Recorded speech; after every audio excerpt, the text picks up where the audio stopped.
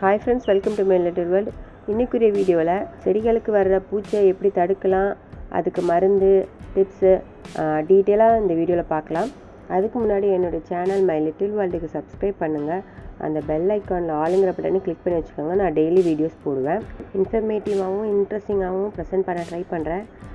Support பண்ணுங்கள். Thank you so much. First வருமுன் காப்பதே சிறந்தது. வர்றதுக்கு முன்னாடியே நம்ம ஸ்ப்ரே அடித்து அதுக்குரிய மருந்து அடித்து நம்ம கண்ட்ரோலாக வச்சுக்கிறதா ரொம்ப ரொம்ப நல்லது. மழை காலங்களை விட வெயில் காலத்தில் தான் நிறைய பூச்சி தொந்தரவு இருக்கும்.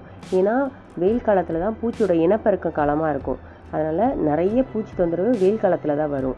நம்ம வெயில் காலத்தில் தான் நம்ம ரெகுலராக செய்ய வேண்டிய எல்லா மருந்து தெளிக்கிறது எல்லாமே கண்டிப்பாக செய்யணும். வாரத்துக்கு ஒரு தடவையாது. மருந்துங்கும் போல வெளியே போய் கடையில் வாங்கணுங்கிற அவசியம் இல்லை. வீட்டில் கிடைக்கக்கூடிய பொருளை வச்சு நம்ம ரெடி பண்ணலாம். ஃபஸ்ட்டு வேப்பெண்ணெய் கரைசல்.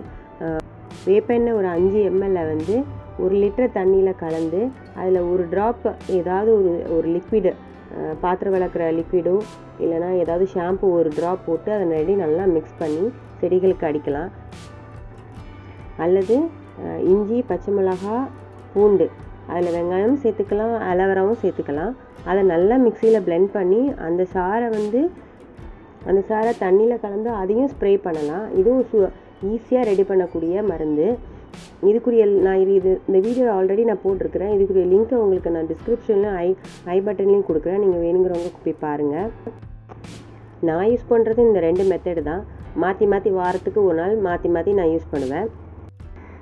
அதே மாதிரி நீங்கள் என்ன லிக்விட் ஃபெர்டிலைசராக கொடுக்குறதா இருந்தாலும் அதையும் ஸ்ப்ரே பண்ணி விடுங்க. அதுவுமே ஒரு பூச்சி வெரைட்டியாகவும் இருக்கும். இப்போ என்ன பண்ணலாம் அப்படின்னா, 1-2 நீங்கள் பார்க்குறீங்க அப்படின்னா கையாலேயே நசுக்கி போட்டுருங்க. இந்த வெள்ளைப்பூச்சி அதெல்லாம், அப்புறம் கருப்பாக பேனு மாதிரி இருக்கும். அந்த மாதிரிலாம் நீங்கள் பார்த்தீங்கன்னா கையாலேயே 1-2 தான் இருக்குது அப்படின்னா கையாலேயே இது பண்ணி போட்டுருங்க.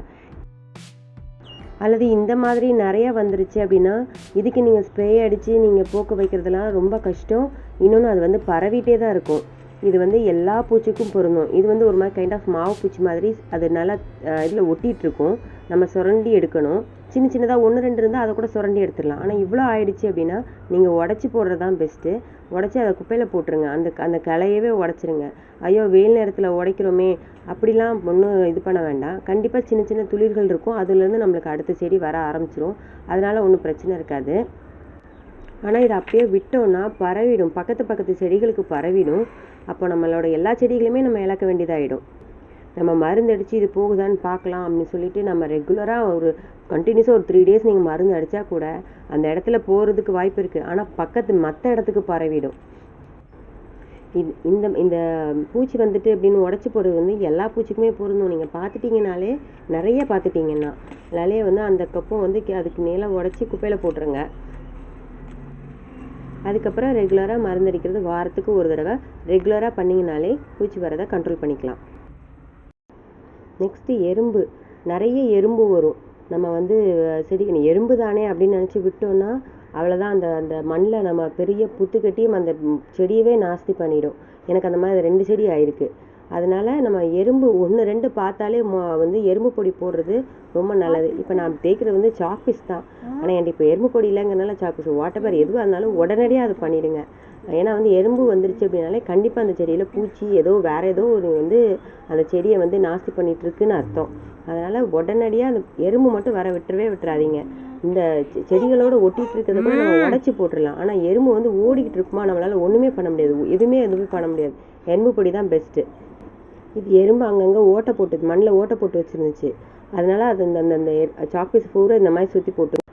எறும்பு வந்துருச்சுன்னா மாவு பூச்சி, அப்புறம் அந்த பேனு மாதிரி கருப்பாக இருக்கும். அந்த பூச்சிலாம் செடிகளில் இருக்குதுன்னு அர்த்தம். மொட்டுகளை அப்படியே அதை தின்ன ஆரம்பிச்சிடும். எறும்பு என்ன செய்யும், மண்ணுக்குள்ளே போயிட்டு அது உள்ளே நிறைய கூடு கட்டிடும். முட்டை போட்டு அது நிறைய இது பண்ணிடும். வேரெல்லாம் அப்படியே சாப்பிட்ரும். மேலே செடி நம்மளுக்கு தெரியாதுக்கு உள்ளே பார்த்தா அவ்வளோ எறும்பு இருக்கும். எனக்கு இந்த மாதிரி 2 செடி ஆயிருக்கு. அந்த 2 செடியை நான் அப்படியே எடுத்து போட வேண்டிய நிலமை தான். நீங்கள் என்ன அது அந்த ஓட்டை போட்டு உள்ளே போயிடுச்சுனாலே நீங்கள் எறும்பு பொடி போட கண்ட்ரோல் கூட ஆகாது. அதனால் 1-2 பார்த்துட்டிங்கனாலே எறும்பு பொடி போட்டுருங்க. எறும்பு பொடி போடுறதுனால ஒன்றுமே செடிகளுக்கு ஆகாது. நீங்கள் ஒரு நாள் மேலே ஃபுல்லாக தூவி விட்டுட்டிங்கன்னா ஒரு 2 நாள் வரைக்கும் தண்ணி தெளிக்காதீங்க. செடிகளுக்கு ஊற்றுங்க, ஆனால் மேலே தண்ணி தெளிக்காதீங்க. அது கண்ட்ரோல் ஆகிடும். அப்புறம் அப்பப்போ வந்து செடிகள் இருக்கிற இடத்த தூத்து விட்டுறது, அப்புறம் செடிகளை சுற்றி நம்ம வந்து இந்த சாக் பீஸை வச்சு ரவுண்டு போட்டு விட்றது, இந்த மாதிரி செஞ்சிங்கனாலே எறும்பு வராதது கண்ட்ரோல் பண்ணிக்கலாம். எறும்பு வரலனாலே பூச்சி ரொம்பவே கண்ட்ரோல் பண்ணிக்கலாம். அவ்வளோதான் இன்றைக்கி ஒரு வீடியோ. யூஸ்ஃபுல்லாக இருந்திருக்கும் நம்புகிறேன். Thank you so much.